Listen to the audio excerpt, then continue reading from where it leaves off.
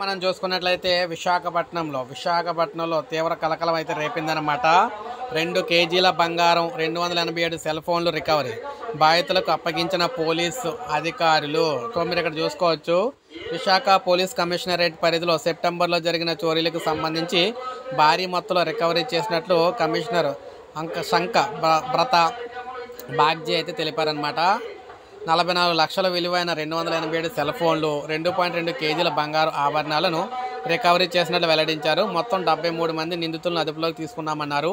Recovery చేసిన బంగారు ఆభరణాలు, సెల్ ఫోన్లు, నగదును విశాఖ పోలీస్ కాన్ఫరెన్స్ హాల్లో ఫిర్యాదుదారులకు అందజేశారనమాట.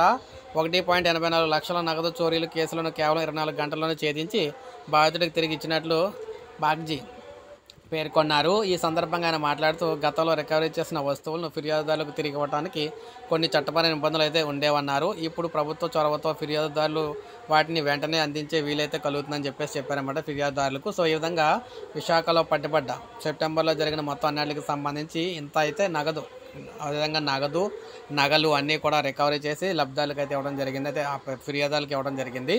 సో ఇది మనకు అప్డేట్. ఒక లైక్ చేయండి, సబ్స్క్రైబ్ చేసుకోవద్దు, మన ఛానల్ సబ్స్క్రైబ్ చేసుకోండి.